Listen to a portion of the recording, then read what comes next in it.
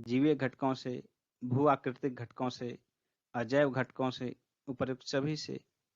इसका आंसर होगा option D, उपर्युक्त सभी से। सतत विकास के लिए आवश्यक है जैविक विविधता का संरक्षण, प्रदूषण का निरोध एवं नियंत्रण, निर्धनता को घटाना, उपर्युक्त सभी। इसका आंसर होगा ऑप्शन डी, उपर्युक्त सभी। सौर विकिरण की सबसे महत्वपूर्ण भूमिका है कार्बन चक्र में, हाइड्रोजन चक्र में, जल चक्र में, नाइट्रोजन चक्र में। इसका आंसर होगा ऑप्शन सी, जल चक्र में। वर्षा की मात्रा किस पर निर्भर करती है? हवा के दाब पर, वायुमंडल में नमी पर, जल चक्र पर, तापमान पर। इसका आंसर होगा ऑप्शन बी, वायुमंडल में नमी पर। वायुमंडल में नमी वर्षा की मात्रा का निर्धारण करती है। सभी प्रकार की वर्षा की मात्रा जैसे बूंदाबांदी, वर्षा, बर्फबारी इत्यादि वायुमंडल में नमी की मात्रा में बढ़ोतरी से बढ़ जाती है। वायु एक यौगिक है, तत्व है, मिश्रण है। इसका आंसर होगा ऑप्शन सी, वायु एक मिश्रण है। निम्नलिखित नोबेल गैसों में से कौन सी वायु में नहीं पाई जाती है?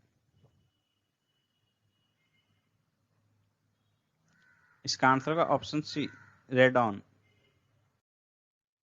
यदि पृथ्वी पर पाई जाने वाली वनस्पतियां, पेड़ पौधे समाप्त हो जाएं, तो किस गैस की कमी होगी? इसका आंसर होगा ऑप्शन डी, ऑक्सीजन की। निम्नलिखित में से कौन सा कार्य पेड़ पौधों का नहीं है? कार्बन डाइऑक्साइड का अवशोषण, शोर का अवशोषण, वायु का प्रदूषण, ऑक्सीजन की विमुक्ति। इसका आंसर होगा ऑप्शन सी, वायु का प्रदूषण। पेड़ पौधे वायु का प्रदूषण नहीं करते, बल्कि वायु के प्रदूषण को कम करने का कार्य करते हैं। पर्यावरण अपकर्ष से क्या अभिप्राय है? पर्यावरणीय गुणों का पूर्ण रूप से निम्नीकरण, मानवीय क्रियाकलापों से विपरीत परिवर्तन लाना, पारिस्थितिकीय विभिन्नता के परिणाम स्वरूप पारिस्थितिकीय असंतुलन, उपर्युक्त सभी। इसका आंसर होगा ऑप्शन डी, उपर्युक्त सभी। निम्न में से किस एक का संबंध पर्यावरणीय सुरक्षा से नहीं है? इसका आंसर होगा ऑप्शन बी, गरीबी कम करना। धारणीय कृषि, सस्टेनेबल एग्रीकल्चर का क्या अर्थ है? इसका आंसर होगा ऑप्शन सी, भूमि का इस प्रकार प्रयोग कि उसकी गुणवत्ता अक्षुण्ण बनी रहे। पृथ्वी शिखर सम्मेलन का आयोजन कहाँ किया गया था? इसका आंसर होगा ऑप्शन बी, रियो में। यूएनओ द्वारा पर्यावरण एवं सतत विकास पर पहला पृथ्वी शिखर सम्मेलन 1992 में ब्राजील के रियो डी जेनेरियो में आयोजित किया गया था। पृथ्वी सम्मेलन +5 कब आयोजित हुआ था? इसका आंसर होगा ऑप्शन डी, 1997 में। संयुक्त राष्ट्र संघ द्वारा पर्यावरण एवं सतत विकास पर पहला पृथ्वी शिखर सम्मेलन 1992 में ब्राजील के रियो डी जेनेरियो में आयोजित किया गया था। इसके ठीक 5 वर्ष बाद 23 से 27 जून 1997 के मध्य न्यूयॉर्क में संयुक्त राष्ट्र महासभा ने एक विशेष बैठक का आयोजन किया, जिसे रियो +5 या पृथ्वी सम्मेलन +5 के नाम से जाना जाता है। राष्ट्रीय पर्यावरण अभियांत्रिकी शोध संस्थान नीरी कहाँ स्थित है? इसका आंसर होगा नागपुर, नीरी नागपुर, सी आंसर होगा। नीरी की स्थापना 1998 में नागपुर में की गई थी। यह भारत सरकार के विज्ञान एवं प्रौद्योगिकी मंत्रालय के अधीन कार्य करता है। विश्व मौसम विज्ञान संगठन का मुख्यालय कहाँ अवस्थित है? विश्व मौसम विज्ञान संगठन का मुख्यालय जिनेवा में अवस्थित है। ए आंसर होगा। UNEP, United Nations Environment Programme का मुख्यालय कहाँ स्थित है? इसका आंसर होगा ऑप्शन सी, नैरोबी में, केन्या के नैरोबी में। इसकी स्थापना 1972 में की गई थी। ग्रीन पीस इंटरनेशनल का मुख्यालय कहाँ स्थित है? ग्रीन पीस इंटरनेशनल का मुख्यालय एम्स्टर्डम में स्थित है। ए आंसर होगा। यह एक गैर सरकारी पर्यावरण संगठन है जिसका मुख्यालय नीदरलैंड के एम्स्टर्डम में स्थित है। भारत में पर्यावरण संरक्षण अधिनियम कब पारित हुआ? 1986 में। बी आंसर होगा। National green tribunal NGT Bharat सरकार द्वारा कब स्थापित किया गया? एनजीटी भारत सरकार द्वारा 2010 में स्थापित किया गया। सी आंसर होगा। एनजीटी एक्ट 2010 के अधीन 18 अक्टूबर 2010 को इसकी स्थापना की गई।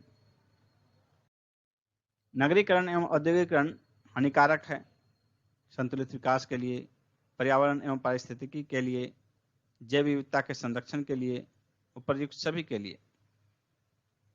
इसका आंसर होगा ऑप्शन डी, उपर्युक्त सभी के लिए। पर्यावरण संरक्षण के लिए ग्रीन आर्मी को किसने प्रारंभ किया? पर्यावरण संरक्षण के लिए ग्रीन आर्मी को ऑस्ट्रेलिया ने प्रारंभ किया। सी आंसर होगा। ग्रीन वॉश क्या इंगित करता है? इसका आंसर होगा ऑप्शन डी, पर्यावरण संरक्षण का झूठा वादा करना। पारिस्थितिकी निम्नलिखित में से किनके बीच पारस्परिक संबंधों का अध्ययन है? पारिस्थितिकी जीव एवं उनके वातावरण के बीच संबंधों का अध्ययन है। ए आंसर होगा। पारिस्थितिकी तंत्र की संकल्पना को किसने प्रस्तावित किया था? टांसले ने। पारिस्थितिकी तंत्र टांसले ने प्रतिपादित किया था 1935 ईस्वी में। डी आंसर होगा। निम्न में से कौन पारिस्थितिकी तंत्र के विषय में सही नहीं है? यह जैविक एवं अजैविक दोनों संघटकों से युक्त होता है। इसकी अपनी स्वयं की उत्पादकता होती है। यह एक बंद तंत्र होता है। यह प्राकृतिक संसाधन तंत्र होता है। इसमें सही जो है ए, बी और डी तीन सही है। गलत है ऑप्शन सी, यह एक बंद तंत्र होता है। यह गलत आंसर है। पृथ्वी का सर्वाधिक वृहद पारिस्थितिकीय तंत्र निम्नलिखित में से कौन है? इसका आंसर होगा ऑप्शन डी, जैवमंडल। निम्नलिखित में से कौन सा एक पारितंत्र इकोसिस्टम शब्द का सर्वोत्कृष्ट वर्णन है? इसका आंसर होगा ऑप्शन सी, जीवों का समुदाय और साथ ही वह पर्यावरण जिसमें वे रहते हैं, इसे इकोसिस्टम या पारितंत्र कहा जाता है। सी आंसर होगा। निम्नलिखित में से कौन सा जीव से जैवमंडल तक जैविक संगठन का सही क्रम है? जनसंख्या, पारिस्थितिकी तंत्र, समुदाय और भूदृश्य में सही क्रम कौन सा है? सही क्रम होगा ऑप्शन सी, जनसंख्या, समुदाय, पारिस्थितिकी तंत्र, भूदृश्य। सी आंसर होगा। निम्न में से कौन सा एक कृत्रिम पारितंत्र है? इसका आंसर होगा ऑप्शन बी, खेत। वन, तालाब तथा झील प्राकृतिक पारितंत्र हैं, जबकि बगीचा तथा खेत मानव निर्मित कृत्रिम पारितंत्र होते हैं। निम्नलिखित में से कौन एक विश्व का विशालतम पारिस्थितिकी तंत्र है? विश्व का विशालतम पारिस्थितिकी तंत्र समुद्र होगा। ए आंसर होगा। सबसे अधिक स्थिर पारिस्थितिकी तंत्र कौन सा है? इसका आंसर होगा ऑप्शन ए, सागरीय महासागर। सागरीय पारिस्थितिकी तंत्र अपनी रासायनिक संरचना के कारण लगभग स्थिर रहता है। निम्न में से कौन सा एक पारिस्थितिकी संतुलन बनाए रखने में मदद नहीं करता? इसका आंसर होगा ऑप्शन ए, वनों को काटना। वनों को काटने से पारिस्थितिकी तंत्र का संतुलन बनता नहीं बल्कि बिगड़ जाता है। निम्नलिखित में से किसका पारिस्थितिकी संतुलन से संबंध नहीं है? इसका आंसर होगा ऑप्शन सी, औद्योगिक प्रबंधन। शेष तीन जो है जल प्रबंधन, वन रोपण, वन्य जीव सुरक्षा, ये तीनों पारिस्थितिकी संतुलन से संबंधित हैं। एक घास स्थलीय पारिस्थितिकी तंत्र के खाद्य श्रृंखला में विभिन्न घटकों का सही क्रम कौन सा है? इसका आंसर होगा ऑप्शन ए, घास, टिड्डा, मेढक, सर्प। इनमें से कौन खाद्य श्रृंखला का निर्माण करता है? इसका आंसर होगा ऑप्शन बी, घास, बकरी, आदमी। घास जो है ये प्राथमिक उत्पाद है और बकरी घास को खाती है, तो प्राथमिक उपभोक्ता है बकरी, और मनुष्य बकरी को खाता है तो द्वितीयक उपभोक्ता होता है। मनुष्य के साथ दोनों स्थिति होते हैं, प्राथमिक उपभोक्ता और द्वितीयक उपभोक्ता दोनों की स्थिति आती है।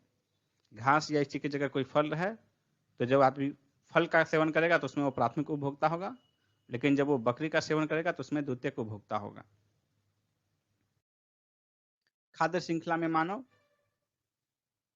प्राथमिक एवं द्वितीयक उपभोक्ता दोनों है। डी आंसर होगा। जब मनुष्य शाकाहारी सेवन करता है, फल फूल का सेवन जब करता है तो प्राथमिक उपभोक्ता होता है, लेकिन जब वो मांस का सेवन करता है तो उसमें द्वितीयक उपभोक्ता होता है। क्योंकि मान लीजिए कि मनुष्य बकरी का सेवन कर रहा है, बकरी के मांस का, तो बकरी प्राथमिक उपभोक्ता होगी, घास फूस खाती है, और बकरी को खाने वाला जो है द्वितीयक उपभोक्ता हो गया।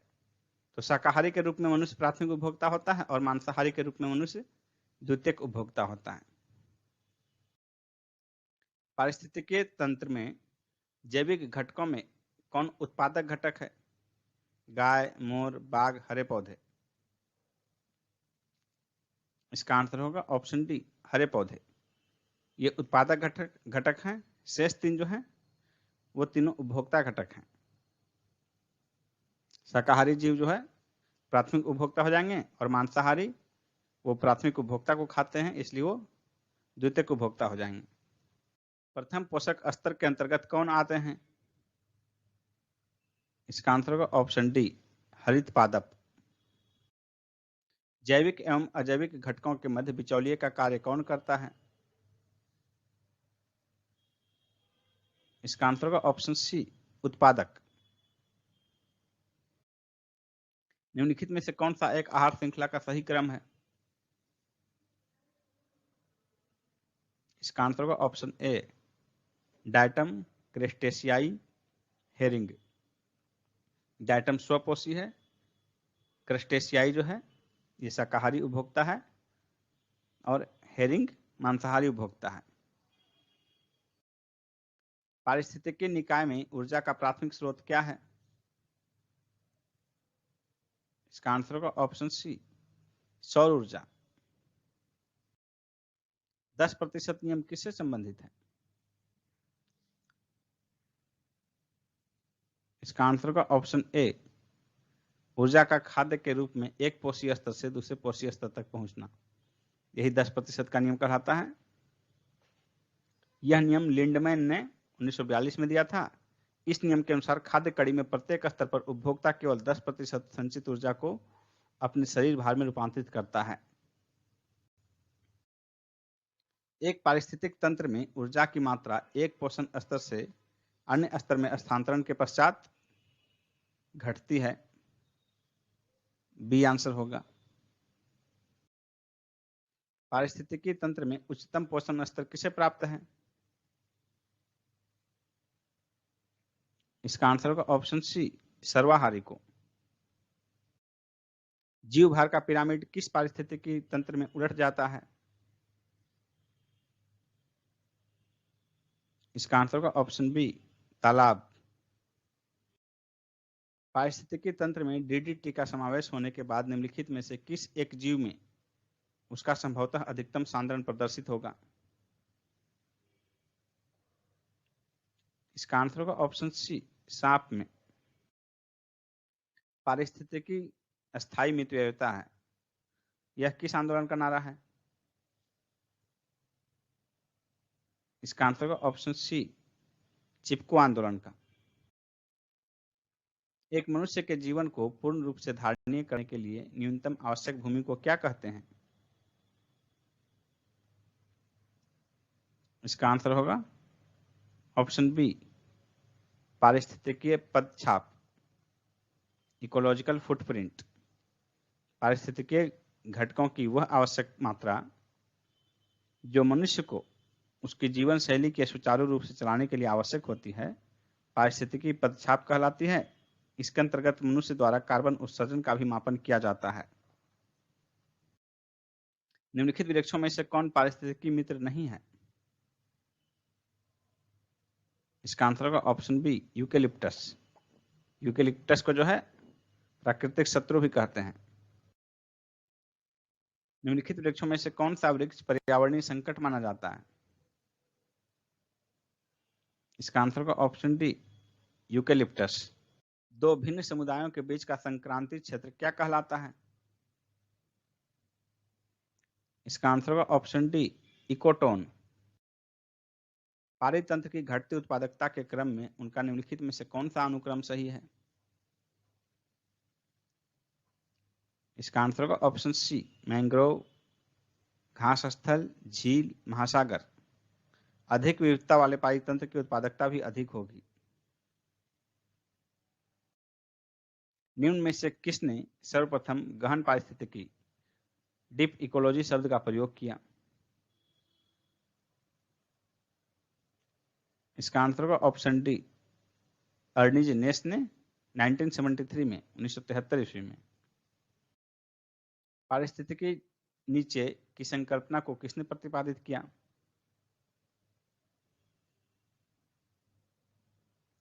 इसका आंसर होगा ऑप्शन ए, ग्रीनेल ने।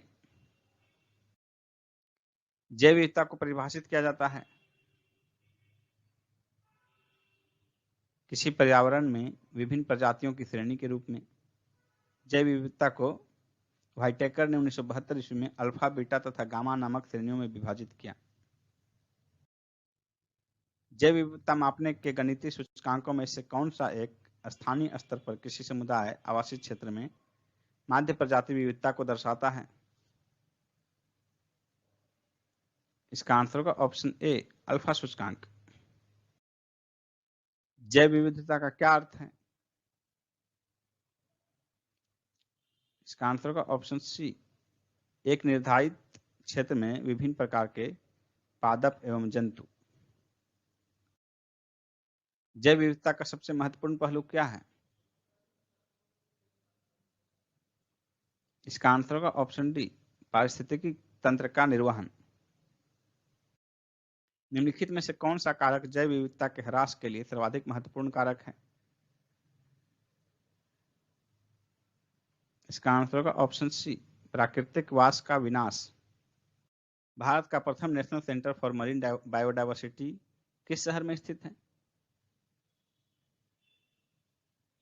इसका आंसर होगा ऑप्शन बी, जामनगर में।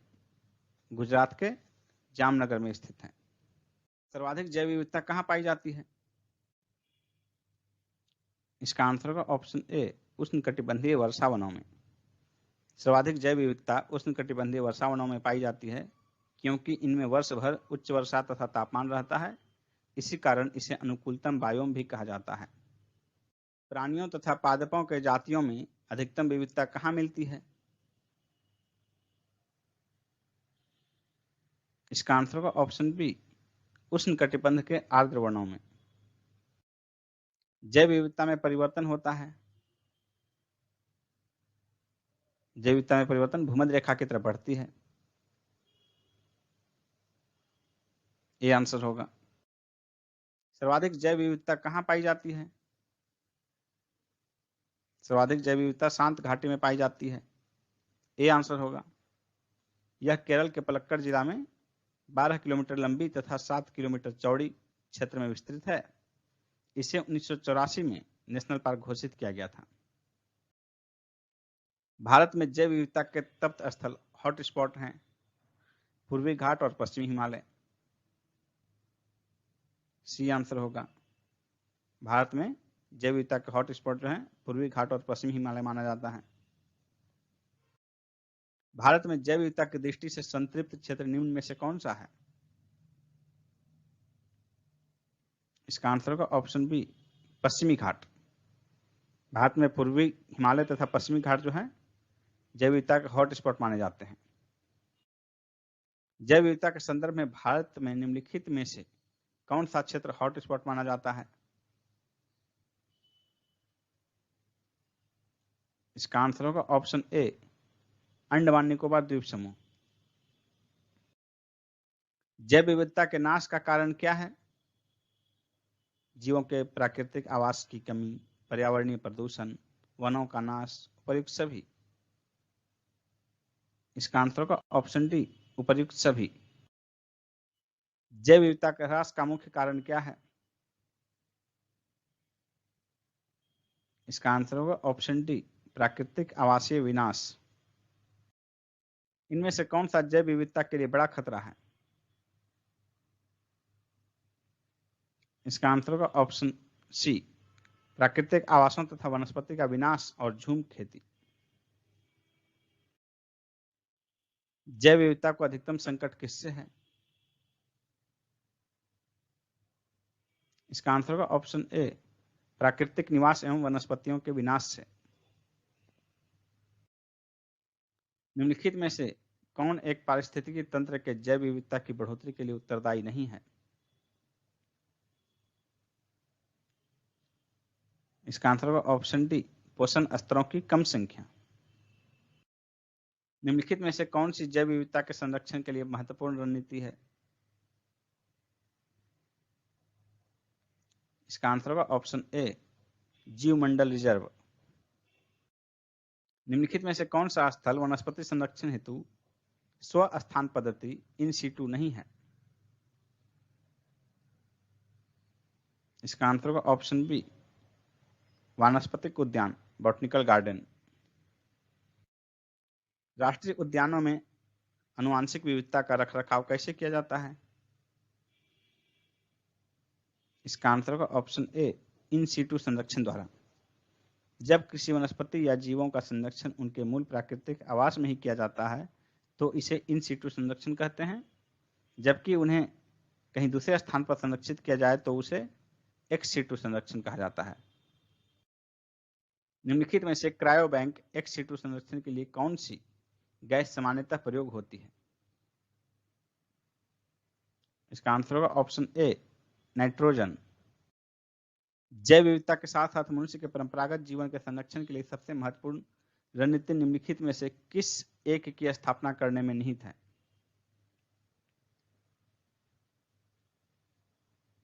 इसका आंसर होगा ऑप्शन ए, जीवमंडल रिजर्व। निम्न में से कौन प्रवाल विरंजन में सर्वाधिक महत्वपूर्ण कारक है? इसका आंसर होगा ऑप्शन डी, वैश्विक ऊष्मन, global warming. Red data book का प्रकाशन किसके द्वारा किया जाता है? इसका आंसर होगा option B, IUCN। Red data book का संबंध किससे है? इसका आंसर होगा ऑप्शन बी, विलुप्ति के संकट से ग्रस्त जीव जंतुओं से। भारत पक्षियों में से कौन सा अत्यधिक संकटापन्न किस्म है? इसका आंसर होगा option B, great Indian bustard. किसी प्रजाति को विलुप्त माना जा सकता है जब वह अपने प्राकृतिक आवास में कितने वर्षों से नहीं देखी गई है? इसका आंसर होगा ऑप्शन डी, 50 वर्षों से।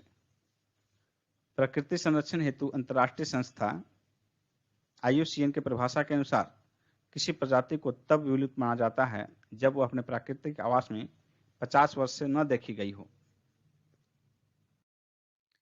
कौन सी ड्रग गिद्धों की समष्टि में ह्रास के लिए उत्तरदायी है? इसका आंसर होगा option C, diclofenac sodium. Bharat में गिद्धों की कमी का अत्यधिक प्रमुख कारण क्या है? इसका आंसर होगा ऑप्शन सी, जानवरों को दर्द निवारक देना।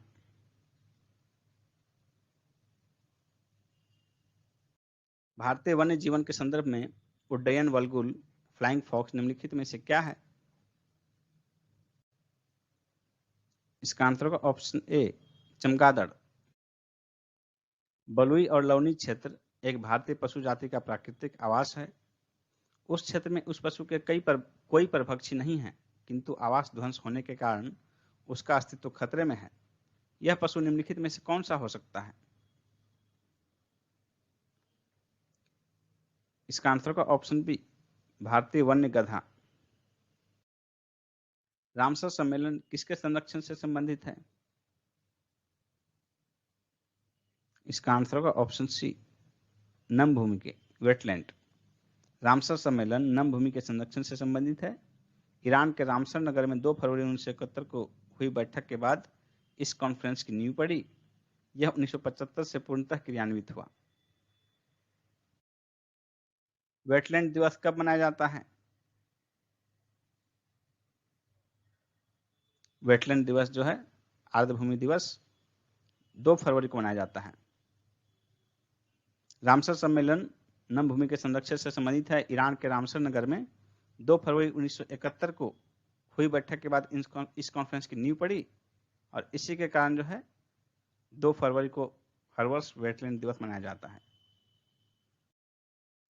निम्नलिखित राज्यों में से किसमें भारत की सबसे बड़ी अंतर्देशीय लवणीय आर्द्रभूमि है?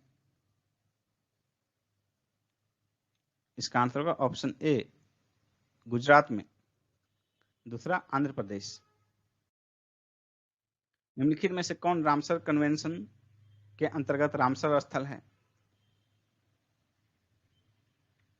इसका आंसर होगा ऑप्शन सी और ऑप्शन डी, सुंदरवन और भोज आर्द्र स्थल। सी और डी दोनों आंसर होगा इसका। पारिस्थितिकी निकाय के रूप में आर्द्रभूमि बरसाती जमीन निम्नलिखित में से किस हेतु उपयोगी है? पोषक पुनर्प्राप्ति एवं चक्रण हेतु, पौधों द्वारा अवशोषण के माध्यम से भारी धातुओं को अवमुक्त करने हेतु, तलछट रोककर नदियों का गादीकरण कम करने हेतु, उपर्युक्त सभी हेतु। इसका आंसर होगा ऑप्शन डी, उपर्युक्त सभी हेतु। भारतीय संसद द्वारा जैव विविधता अधिनियम कब पारित किया गया? इसका आंसर होगा ऑप्शन बी, दिसंबर 2002 ईस्वी में। भारतीय राष्ट्रीय जैव विविधता प्राधिकरण स्थापित किया गया 2003 में, चेन्नई में। ये आंसर होगा। जैव विविधता अधिनियम 2002 के प्रावधानों को क्रियान्वित करने के उद्देश्य से भारतीय राष्ट्रीय जैविक विविधता प्राधिकरण की स्थापना 2003 में की गई। इसका मुख्यालय चेन्नई में है। सबसे लंबा जीवित वृक्ष कौन है? इसका आंसर होगा ऑप्शन बी, सिकोया। यह संयुक्त राज्य अमेरिका के कैलिफोर्निया प्रांत में पाया जाता है। इसकी लंबाई 115 मीटर तक होती है। किस पर्यावरण में जैव द्रव्यमान का वार्षिक उत्पादन न्यूनतम होता है? इसका आंसर होगा ऑप्शन ए, गहरे सागर। जैव द्रव्यमान के उत्पादन की दृष्टि से उष्णकटिबंधीय वर्षावन प्रथम स्थान पर आते हैं। गहरे सागर में वार्षिक स्तर पर नगण्य जैव द्रव्यमान उत्पादन होता है। ग्रीन हाउस प्रभाव क्या है?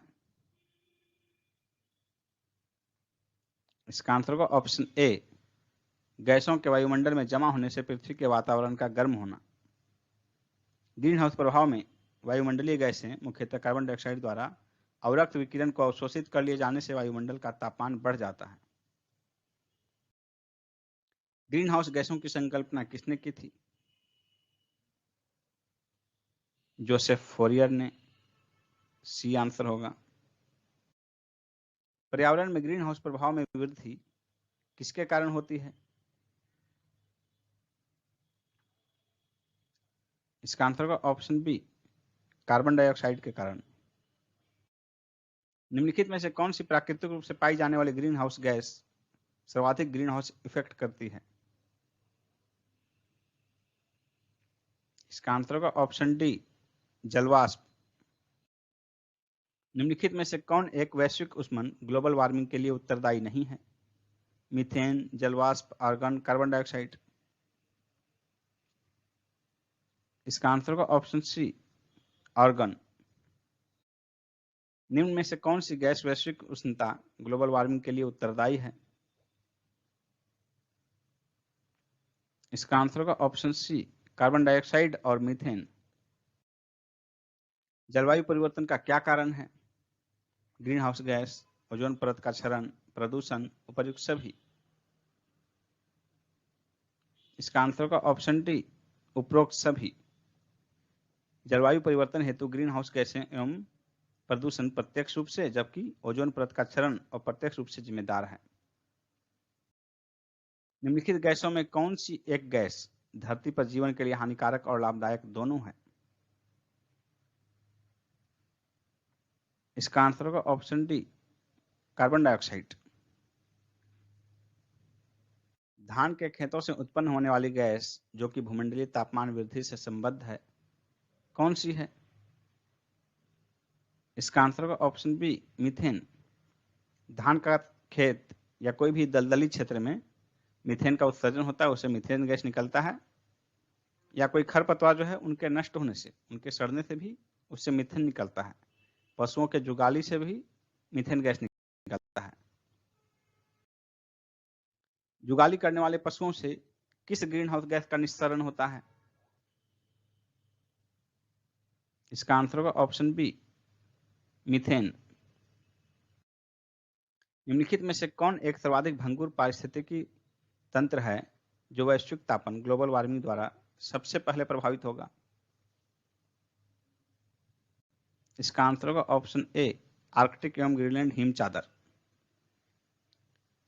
वैश्विक तापन ग्लोबल वार्मिंग जैसे होगा उससे सीधा प्रभाव हमारे आर्कटिक एवं ग्रीनलैंड में जो बर्फ जमे हुए हैं उनके पिघलने पर पड़ेगा, और उनके पिघलने से समुद्री जलस्तर बढ़ेगा और उसका हमारे भूमि पर बहुत असर पड़ेगा। समुद्र के किनारे का स्थल जो है वो डूब जाएंगे, जिनका जलस्तर निम्न है, जिनका जलस्तर से बहुत नजदीक है समुद्री जलस्तर से जो भी भूमि, वो भूमि डूब जाएगी समुद्र में। वैश्विक उष्मन ग्लोबल वार्मिंग के फलस्वरूप निम्नलिखित में से किसकी बारंबारता एवं प्रचंडता बढ़ रही है? केवल चक्रवात की, केवल तूफान की, केवल बवंडर की, उपरोक्त सभी की? इसका आंसर होगा ऑप्शन डी, उपरोक्त सभी की। निम्नलिखित में से कौन सा पिछली शताब्दी में पृथ्वी के औसत तापमान में वृद्धि प्रदर्शित करता है? इसका आंसर होगा ऑप्शन सी, 0.1 डिग्री सेल्सियस। माना जाता है कि पृथ्वी का तापमान 1900 से 2000 ईस्वी के बीच 100 वर्षों में, यानी कि एक शताब्दी में 0.8 डिग्री सेल्सियस बढ़ा है। आज कार्बन डाइऑक्साइड के उत्सर्जन में सर्वाधिक योगदान करने वाला देश कौन है? इसका आंसर होगा ऑप्शन ए, चीन। निम्नलिखित में से किस देश को दुनिया में कार्बन निगेटिव देश के रूप में जाना जाता है? इसका आंसर होगा option C, Bhutan. Kyoto protocol किससे संबंधित है? इसका आंसर होगा ऑप्शन बी, जलवायु परिवर्तन से। वर्ष 1997 में विश्व पर्यावरण सम्मेलन कहाँ आयोजित किया गया था?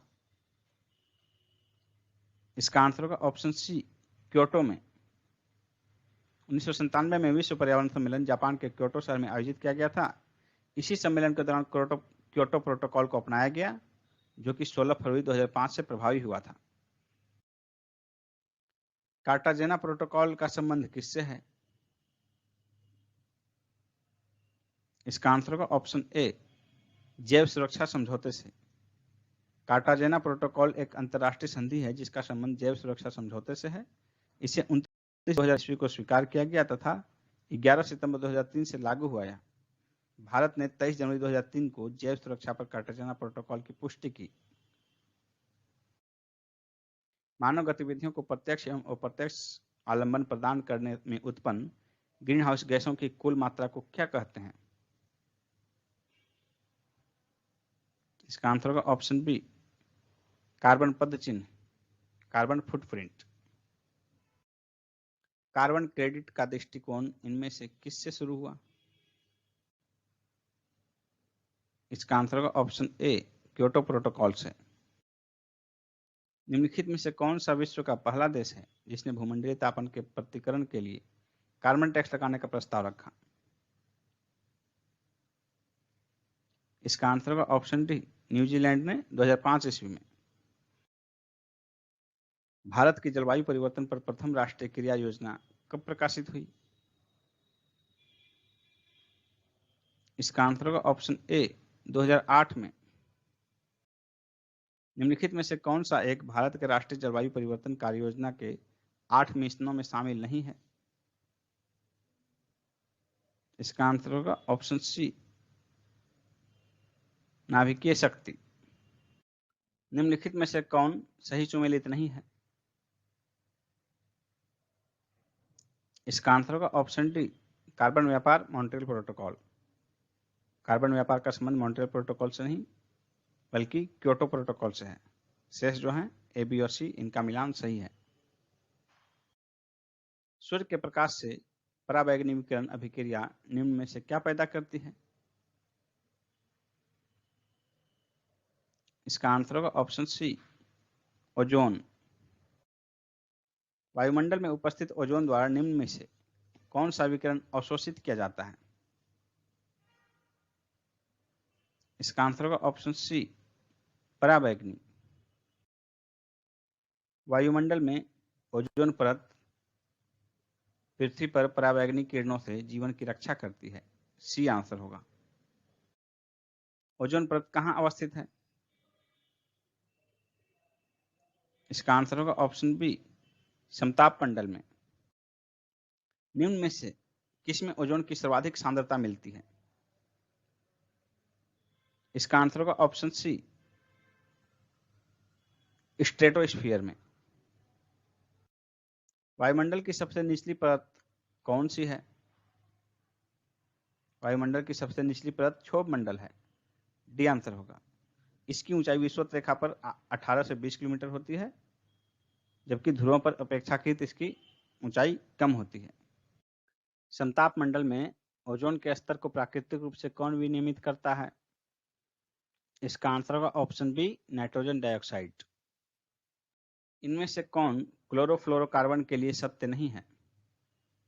यह प्रशीतकों के रूप में प्रयोग में लाई जाती है। सही है। यह ग्रीन हाउस प्रभाव में योगदान नहीं देती है। ये गलत है। बी आंसर हो जाएगा। शेष जो है ए, सी और डी, ये तीनों स्टेटमेंट सही हैं। निम्न में से कौन सा तंत्र सही सुमेलित नहीं है? ग्रीन हाउस गैस और उनका स्रोत दिया गया है। Carbon dioxide thermal power station सही है। क्लोरोफ्लोरोकार्बन ऑटोमोबाइल, ये गलत है। आंसर हो जाएगा ऑप्शन बी, मीथेन जलमग्न धान के खेत, ये सही है। सल्फर डाइऑक्साइड ईंट के भट्टे। तो ए, सी और डी सही है। आंसर हो जाएगा ऑप्शन बी। ओजोन छिद्र का कारण क्या है? ओजोन छिद्र का कारण क्या है? इसका आंसर होगा option C, chlorofluorocarbon, CFC। Ozone परत को सर्वाधिक नुकसान पहुंचाने वाला प्रदूषक कौन है? इसका आंसर होगा option D, chlorofluorocarbon, CFC। Ozone छिद्र का निर्माण सर्वाधिक है अंटार्कटिका के ऊपर। सी आंसर होगा। मॉन्ट्रियल प्रोटोकॉल किससे संबंधित है? इसका आंसर होगा ऑप्शन ए, ओजोन परत के क्षय को रोकने से। ओजोन परत के संरक्षण का अंतर्राष्ट्रीय दिवस कब मनाया जाता है? इसका आंसर होगा ऑप्शन बी, 16 सितंबर को। निम्न में से कौन सा युग्म सुमेलित नहीं है? ओजोन, क्लोरोफ्लोरोकार्बन सही है। अम्ल वर्षा, नाइट्रिक ऑक्साइड, ये गलत है। अम्ल वर्षा का कारण नाइट्रिक ऑक्साइड नहीं होता है बल्कि नाइट्रस ऑक्साइड होता है।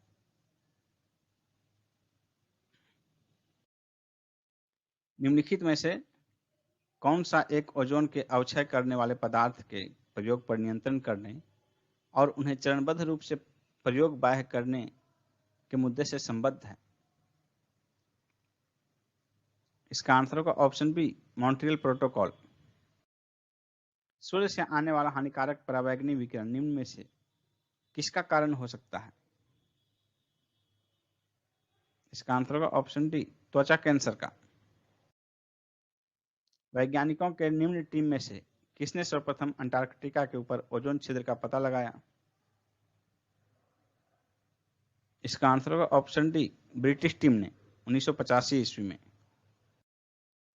निम्नलिखित में से कहां सदाबहार वन पाए जाते हैं? इसका आंसर होगा ऑप्शन सी, पश्चिमी घाट में। निम्नलिखित में से किस प्रकार के वनों में अधिकतम पादप विविधता पाई जाती है? इसका आंसर होगा ऑप्शन डी, उष्णकटिबंधीय सदाबहार वन। भारत में निम्नलिखित में से किस एक वन प्रारूप में सागौन टीक एक प्रभावी वृक्ष प्रजाति है? इसका आंसर होगा ऑप्शन ए, उष्णकटिबंधीय आर्द्र पर्णपाती वन। उष्णकटिबंधीय आर्द्र पर्णपाती वन ऐसे क्षेत्रों में पाए जाते हैं जहां वर्षा 100 से 200 सेंटीमीटर के मध्य होती है। इन वनों में सागौन प्रधान वृक्ष है। यहाँ बांस, शीशम, चंदन इत्यादि अन्य व्यावसायिक रूप से महत्वपूर्ण वृक्ष प्रजातियां भी पाई जाती है। निम्न में से कहां पर एक संरक्षित कच्छ वनस्पति क्षेत्र है? इसका आंसर होगा ऑप्शन सी, गोवा में। गोवा के चोआर द्वीप पूरी तरह से संरक्षित कच्छ वनस्पति क्षेत्र हैं। भारत के निम्नलिखित क्षेत्रों में से किस एक में मैंग्रोव वन, सदा पर्णपाती वन और पर्णपाती वनों का संयोजन है? इसका आंसर होगा ऑप्शन डी, अंडमान निकोबार द्वीप समूह। निम्नलिखित जंगलों में से कौन सा जंगल पृथ्वी ग्रह के फेफड़े के रूप में जाना जाता है? इसका आंसर होगा ऑप्शन डी, अमेजन वर्षा वन। अमेजन वर्षा वन जो है ये पृथ्वी ग्रह का फेफड़े के रूप में जाना जाता है क्योंकि इनकी वनस्पति लगातार कार्बन डाइऑक्साइड को अवशोषित कर ऑक्सीजन मुक्त करती रहती है। पृथ्वी के 20% से अधिक ऑक्सीजन अमेजन वर्षा वनों द्वारा उत्पादित होता है, इसलिए इसे पृथ्वी का फेफड़ा कहते हैं। निम्नलिखित में से किस महासागर में उष्णकटिबंधीय पर्णपाती वनों का विस्तार अधिक है? इसका आंसर होगा ऑप्शन बी, एशिया में। उष्णकटिबंधीय पर्णपाती वनों को मानसूनी वन भी कहते हैं। यह साधारणतः भारत, म्यांमार, थाईलैंड और दक्षिण पूर्व एशिया के अन्य भागों में पाए जाते हैं। इन वनों में उगने वाले वृक्ष चौड़ी पत्ती वाले पर्णपाती होते हैं। भारत के एक विशेष क्षेत्र में स्थानीय लोग जीवित वृक्षों की जड़ों का अनुवर्धन कर इन्हें जलधारा के आर पार सुदृढ़ पुलों में रूपांतरित कर देते हैं। जैसे जैसे समय गुजरता है ये पुल और अधिक मजबूत होते जाते हैं। ये अनोखे जीवित जड़ पुल कहाँ पाए जाते हैं? इसका आंसर होगा ऑप्शन ए, मेघालय में। अगर किसी पेड़ को काटे बिना उसे पुल बना दिया जाए तो उस पुल को ही जीवित पुल या प्राकृतिक पुल कहा जाता है। मेघालय में ऐसे कई जीवित पुल हैं। निम्न में से कौन सा भारत में निर्वनीकरण का प्रभाव नहीं है? इसका आंसर होगा ऑप्शन सी, नगरीकरण। नगरीकरण जो है निर्वनीकरण का प्रभाव नहीं है, बल्कि निर्वनीकरण नगरीकरण का प्रभाव हो जाता है कई बार। नगरीकरण जो है निर्वनीकरण के कारणों में से एक है, प्रभाव नहीं। नागालैंड के पर्वत क्रमशः बंजर होते जा रहे हैं, उसका मुख्य कारण क्या है? इसका आंसर होगा ऑप्शन सी, झूम खेती। वन ह्रास का मुख्य कारण क्या है?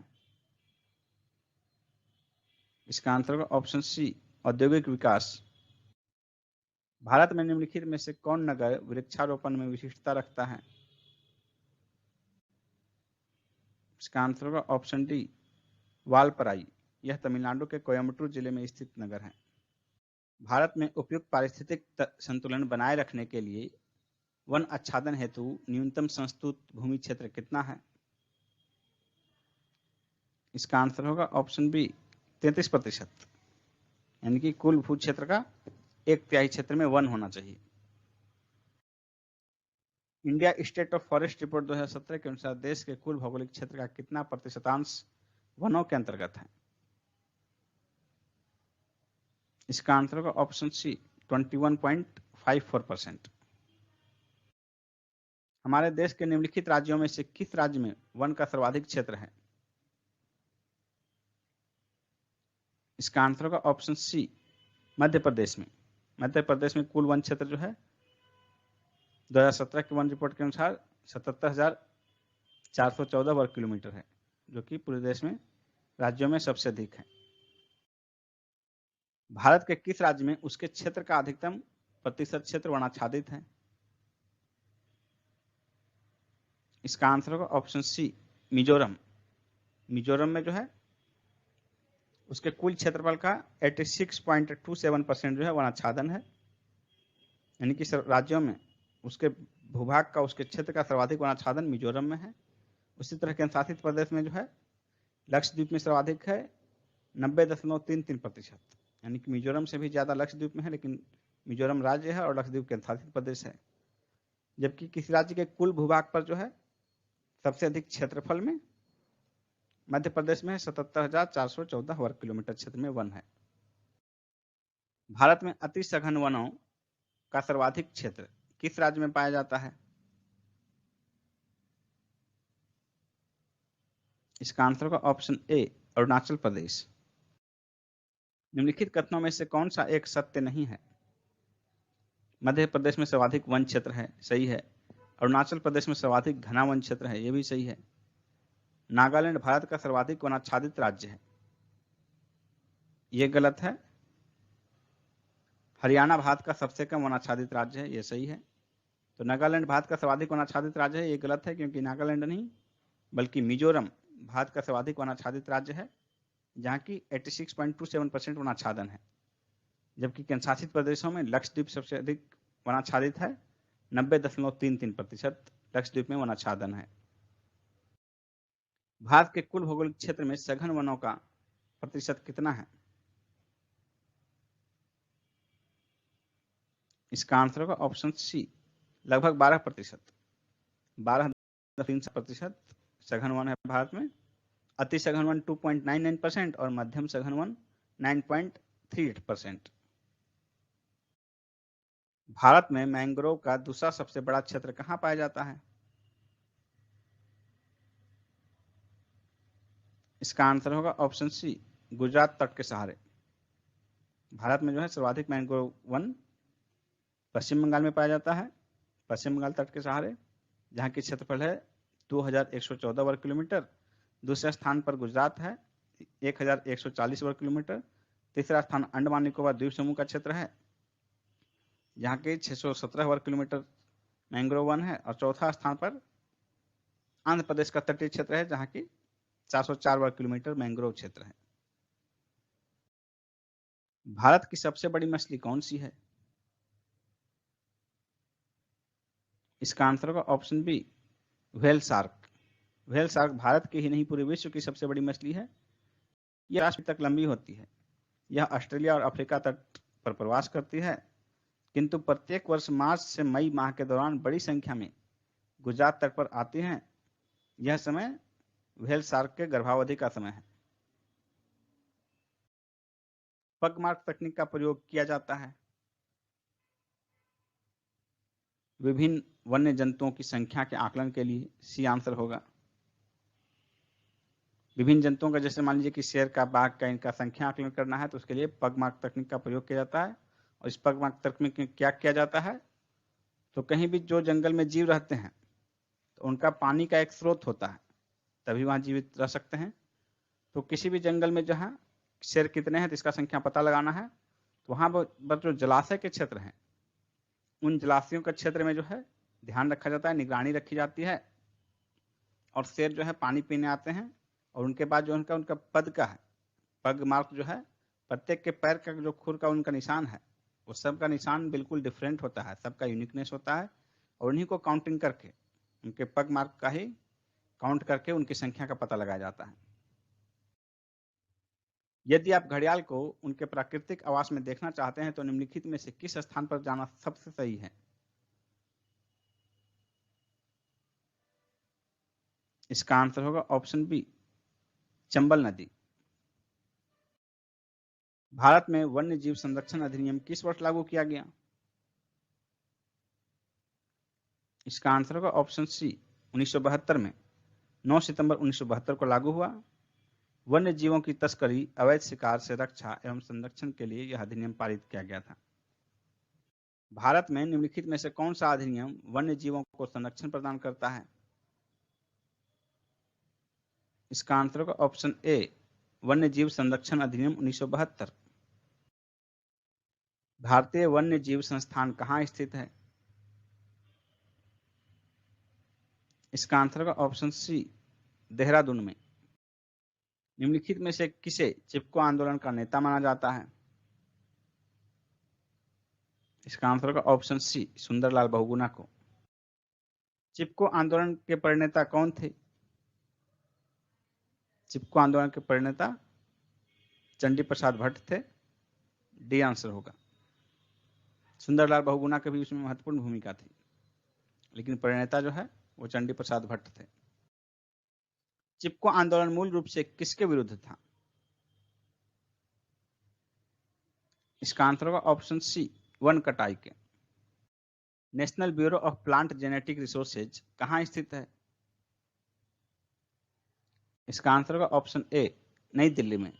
National bureau of plant genetic resources यानी कि राष्ट्रीय पादप आनुवांशिक संसाधन ब्यूरो की स्थापना 1977 में नई दिल्ली में राष्ट्रीय स्तर पर पौधों के आनुवांशिक संसाधनों के प्रबंधन के लिए एक नोडल एजेंसी के रूप में की गई थी।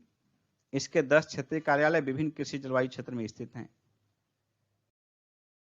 World wild life fund WWF का प्रतीक कौन सा जानवर है? इसका आंसर होगा ऑप्शन बी, ज्वाइंट पांडा। WWF ने 1961 में अपनी स्थापना से ही संगठन के प्रतीक चिन्ह के रूप में जायंट पांडा को अपनाया है।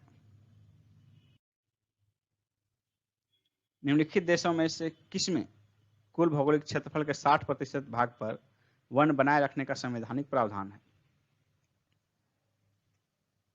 इसका आंसर होगा ऑप्शन सी, भूटान में। और वर्तमान में भूटान में जो है 85% भाग पर वन है। 85.5% जापान के भूभाग पर वन है।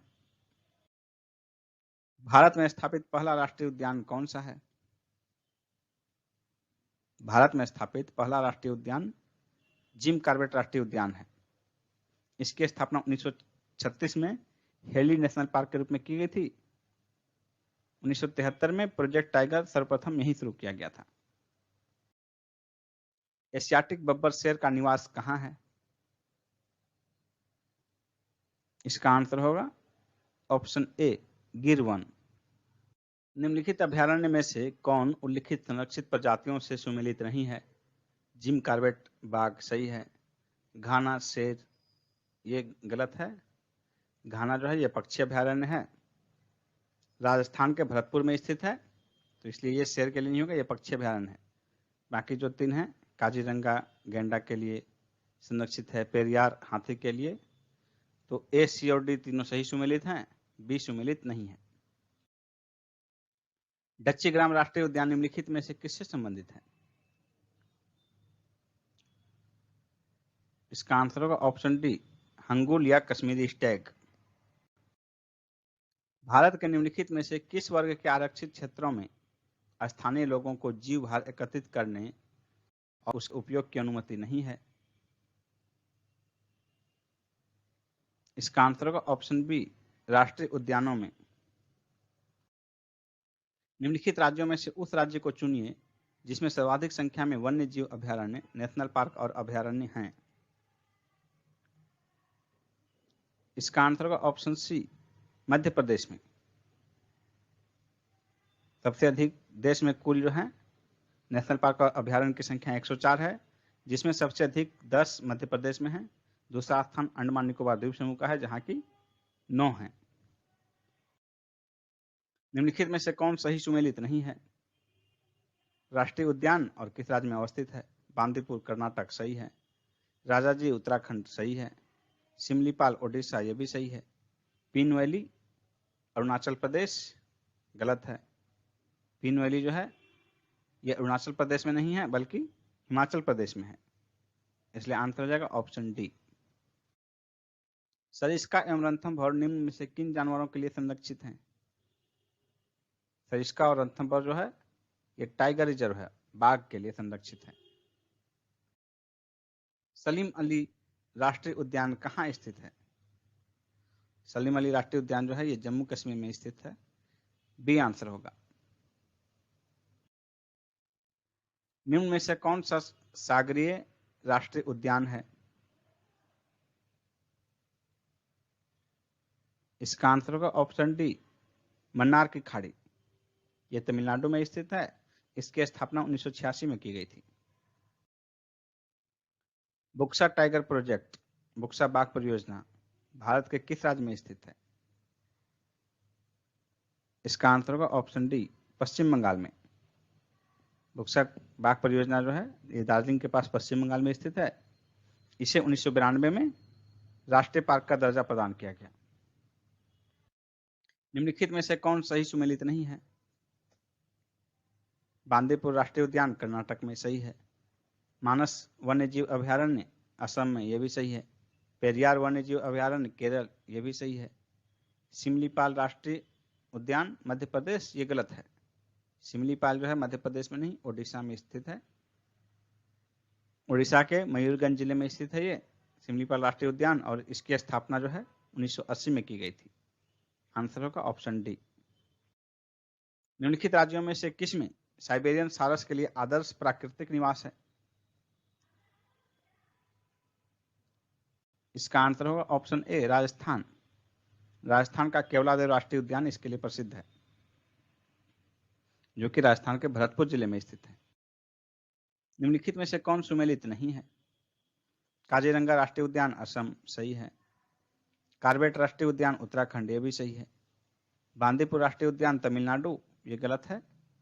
बांदीपुर तमिलनाडु में नहीं बल्कि कर्नाटक में स्थित है। और संजय राष्ट्रीय उद्यान मध्य प्रदेश। ए, बी और डी तीनों जो है सही सुमेलित हैं। सी जो है सही सुमेलित नहीं है, इसलिए आंसर हो जाएगा ऑप्शन सी। निम्नलिखित में से कौन छत्तीसगढ़ में स्थित है? छत्तीसगढ़ में स्थित कौन सा है? इसका आंसर होगा ऑप्शन सी, इंद्रावती राष्ट्रीय उद्यान। अंशी राष्ट्रीय उद्यान कर्नाटक में स्थित है। बेतला राष्ट्रीय उद्यान झारखंड में स्थित है। और गुगामल राष्ट्रीय उद्यान ये महाराष्ट्र में स्थित है।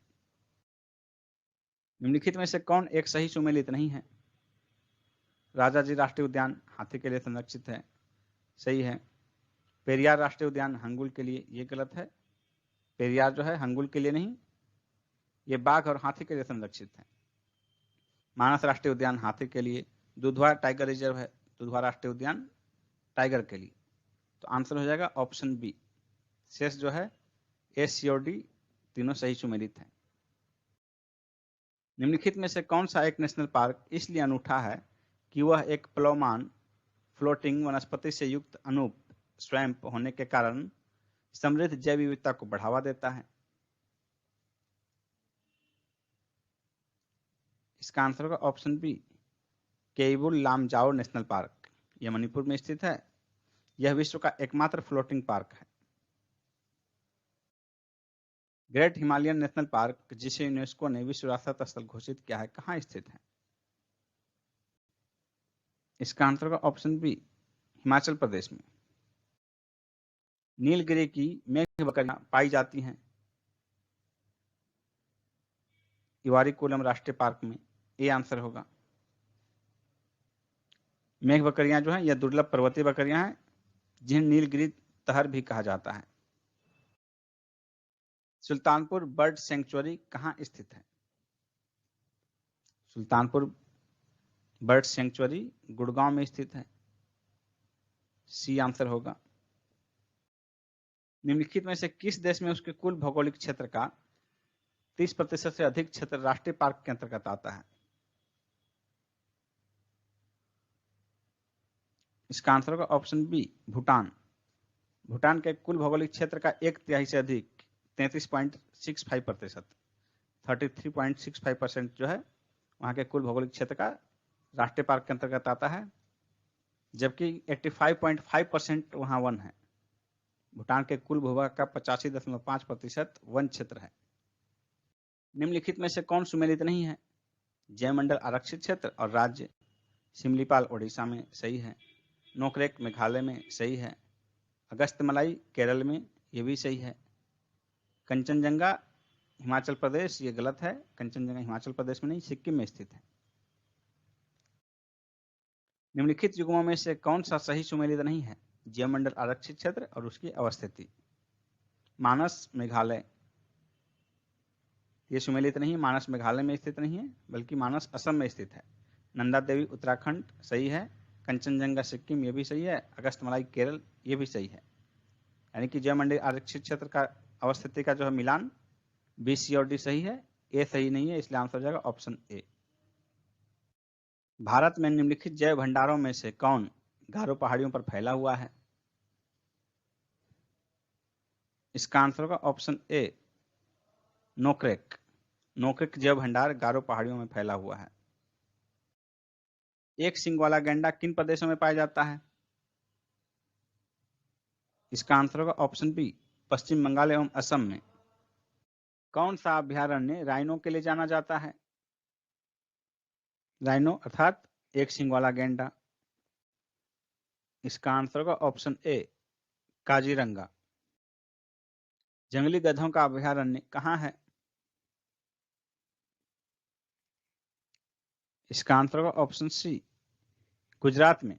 गुजरात में जो है कच्छ का रण, ये जंगली गधों के लिए प्रसिद्ध है। यह भारत का सबसे बड़ा वन्यजीव अभ्यारण्य है, कच्छ का रण, जिसकी स्थापना 1972 में की गई थी, 1972 में। निम्न में से व्याघ्र अभ्यारण्य में कौन सा नहीं है? कान्हा, रणथंभौर, काजीरंगा, बांधवगढ़। इसका आंसर होगा ऑप्शन सी, काजीरंगा। काजीरंगा बाघ के लिए नहीं बल्कि राइनो यानी एक सींग वाला गैंडा के लिए प्रसिद्ध है। यह जो है काजीरंगा, ये असम में ब्रह्मपुत्र के किनारे स्थित है। काजीरंगा किस लिए जाना जाता है?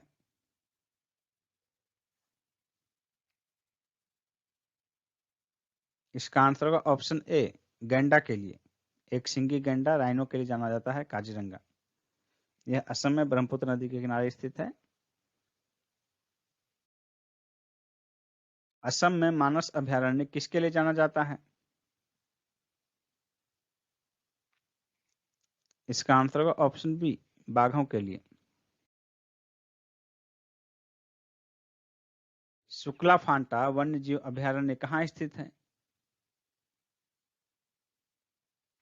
इसका आंसर होगा ऑप्शन ए, नेपाल में।